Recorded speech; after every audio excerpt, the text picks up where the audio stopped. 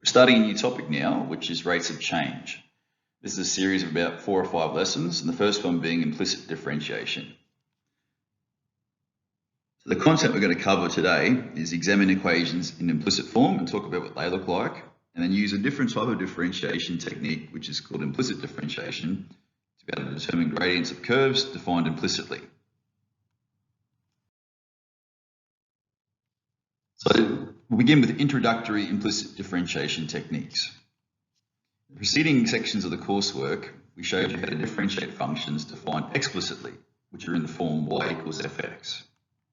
In this section, we shall learn to find derivatives that are defined implicitly.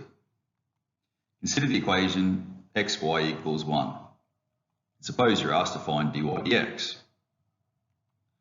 This is possible because you could explicitly write y as a function of x. To do so, a little bit of inverse operations. Now we have y as a function of x, which you can now differentiate using some techniques earlier studied. Hence, dy dx equals -1 over x squared. Here's some examples of implicit form, explicit form, and the derivative in each case here of the implicit or explicit form. This strategy works well if you can solve for the function explicitly. In many cases, it's near impossible to solve for y as a function of x. Cases where you'll have to use implicit differentiation. Here are 1, 2, 3, 4 examples where we're not going to be able to rearrange these equations all too well and define it explicitly. So here are examples of implicit differentiation where it would be appropriate. Applying the chain rule implicitly. To understand how to find dy dx implicitly, you must realise that differentiation takes place with respect to x. For instance, consider the case of finding dy dx when you have -3x squared plus 5y equals 2. Let us break up the 3 terms and investigate them individually. So what I'm talking about is you have 1, 2, and 3. We're going to look at them separately when we're trying to find dy dx or differentiate with respect to x. So I have my -3x squared. If I was to differentiate in terms of x, then it's plain old d dx of -3x squared, and as we know, that's going to be -6x. In this case, the second option 2, we have 5y. We'll get to that one in a sec. Here we have a constant. If we differentiate in terms of x, which is d dx of 2, well, we all know that that's going to turn into differentiating a constant is 0. The last one is a bit different. We have 5y. If we want to differentiate in terms of x, the variables disagree. We need to apply the chain rule. So what we're really doing is we are writing that d dx of 5y is actually d dy of 5y, because now you can actually differentiate it, because d dy of 5y is simply 5. But you got to remember, you actually wanted d dx. So by the chain rule here, I've got d dy of 5y times by dy dx. If you look at this, if I cross out that dy and cancel out that dy, I'm left with the d dx, or d over dx. In that case, as I said, d dy of 5y is 5, and you still have 5 lots of dy dx. That is differentiating implicitly. When you're differentiating terms containing y, you're applying the chain rule and assuming that y is defined implicitly as a function of x. Example 1. Determine dy dx for the following equation. Solution. Step 1. Differentiate both sides with respect to x. Here, I'll define it as d dx for each term, which is not necessary after you get the hang of it, but I'm just showing you as your first example. Now, the first operation here, which is -3x squared in terms of x, is fine. It's just this 5y. So here, I've written d dy, 5y dy dx, and the rest I can leave as d dx's. The next stage is to differentiate each part. So the first one is -6x. d dy of 5y is 5, but I've still got the dy dx, and d dx of 2 is 0. We've done the major step here. Now we can rearrange and make dy dx the subject. Step 4, solve for dy dx. In doing so, I'm going to add 6x to both sides, then divide both sides by 5, and now I have dy dx for the following equation. Let's look at example 2 now, which is determining dy dx for a circle, which is x squared plus y squared equals 25. Step 1, we're going to differentiate both sides with respect to x, that is d dx for each side. But because this term here, y squared, is in terms of y, we can apply the chain rule. So in that case, it's d dy dx.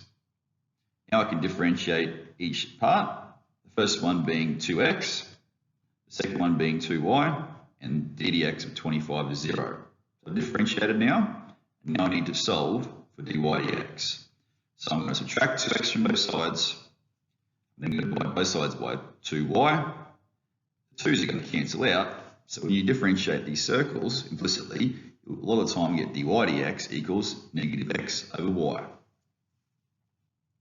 There's our second example now of implicit differentiation. Example 3. Just going to keep practicing. There's no tricks in this one. Differentiate both sides with respect to x.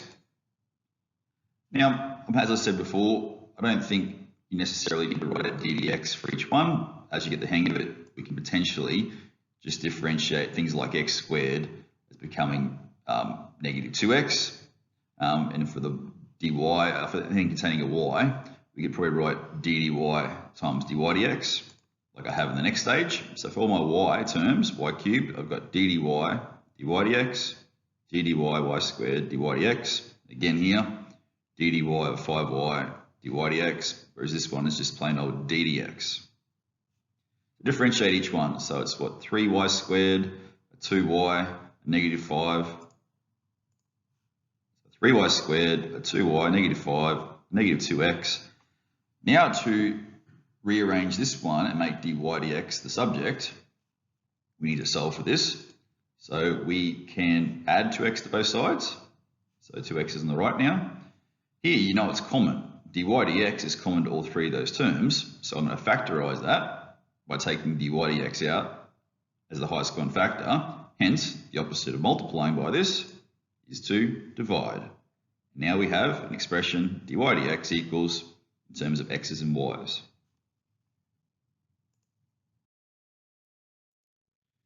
Next stage is applying the product rule when deriving implicitly. When deriving functions in the form y equals uv, the product rule, which is y dash equals uv dash plus vu dash, is applied. In this example 4, we've got x to the 4 times y, and in this case we're having to use the product rule. So write expressions for u and v. U is x to the 4, v is y. Now apply the product rule to the left hand side and differentiate in terms of x.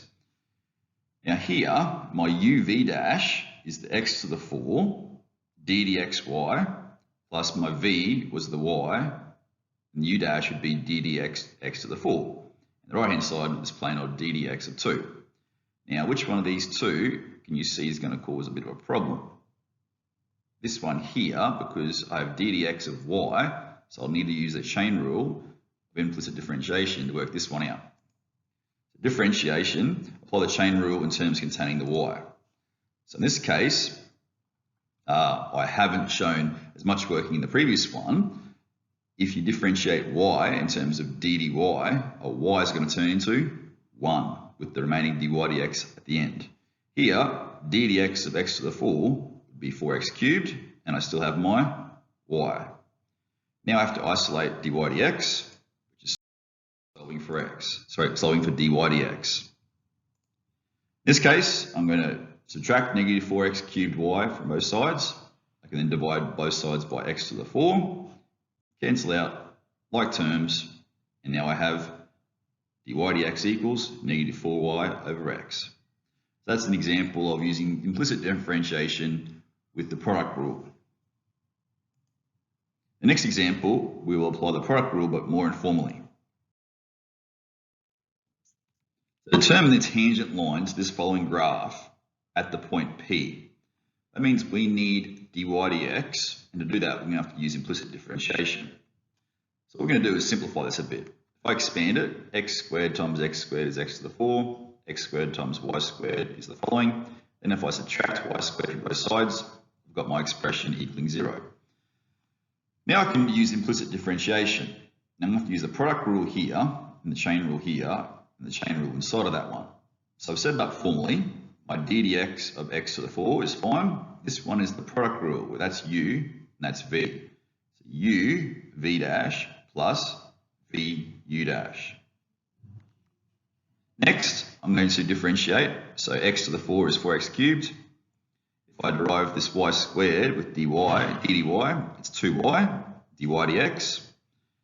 For instance, this one here, d dx of x squared would be 2x. So 2x times y squared is this here, and so on. The next step is to rearrange. So 4x cubed becomes negative 4x cubed.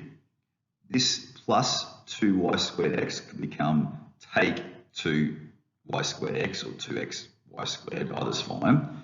I've also, for this and this, factorized out dy dx, which means I can now divide by this, and there is my expression for dy dx, which contains a lot of x's and y's, but we've implicitly differentiated to get this. A little bit of simplifying. So here, in terms of dividing everything by 2, or taking out 2 as a common factor, and then cancelling that out, we've got a bit simpler one. And one step further, if I factorise out x, I can actually do the same with my denominator, where y is common, factorised out of y. I can cancel out those negatives, and to be honest, it's not a big difference having this final result versus this one up here, but it's still going to produce the same result, but a bit more simplified. Now we need to determine the slope at the point P. Now remember, the point P had an x value, so this is your x of root 2 on 2, and had a y value of root 2 on 2. So what you're actually doing is subbing in, wherever you see an x, you're subbing in root 2 on 2. Wherever you see a y, the y coordinate, which is root 2 on 2. Sub that in, use the calculator, and evaluate it, and the gradient at that point is 3. We could actually develop the equation for the tangent line by using y take y1 equals m outside of x take x1. There's my gradient, there's my x, and there's my y. By rearranging it, y equals 3x take root 2. Parametric differentiation is a bit of an extended area, but we'll examine it. Consider the following curve. The curve is modelled by the parametric equations x equals t squared and y equals t cubed take 3t. The gradient at any point xy can be determined through parametric differentiation. So I have an x and a t, so dx dt would be 2t. I have a y and a t, so dy dt is 3t squared take 3. Now, if I apply the chain rule, I can create a new differential. So dy dx is dy dt times dt dx, because you cross out the dt's and you're left with dy dx. And note, we have dy dt, we have dx dt, but we want dt dx. So what can we do with this one here?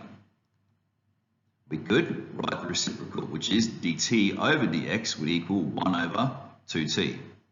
1 over 2t. So that one's been subbed in there. Hence, I have dy dx equals 3t squared take 3 over 2t. Another approach in doing this parametric differentiation is to express y in terms of x. So given I've got x equals t squared, hence I could actually rewrite it that t is the square root of x. Now, I can substitute in t equals root x to wherever I see a t with the equation containing y. Now that I've done so, as it was t squared take 3t. So I've subbed that in. Now I have an equation that looks like a more introductory type equation to differentiate because it's y and an x. Hence, if I use a bit of index laws, that square root is to the power of a half times 3 is 3 on 2. Again, root x is to the power of a half. Now if I apply differentiation techniques using the power rule, I'd have 3 on 2x, take 1 off the power. I'd have negative 3 on 2x, take 1 off the power. And if I simplify it using positive indices and then rewriting it radical signs, I get the following. So that's my dy dx. Now, I could actually validate the answer from part 1, given that I've called x equals t squared. So wherever I see an x, I replace it or substitute in t squared. So I've subbed in t squared. Now, t squared to the power of a half is simply t. Same again, the square root of t squared is t. Now I have 3t on 2, take 3 on 2t. If I then create like denominators, I'll be multiplying this by t over t, which is 3t squared on 2t. Add my numerators, I end up with 3t squared, take 3 all over 2t, which validated it. So that ends our first lesson in rates of change, which is on implicit differentiation. Now for you to have a go at testing some of your own knowledge, you can test your understanding by having a go at the following questions. So use implicit differentiation techniques to determine expression for dy dx. In question A and B, there's some answers for you. All the best.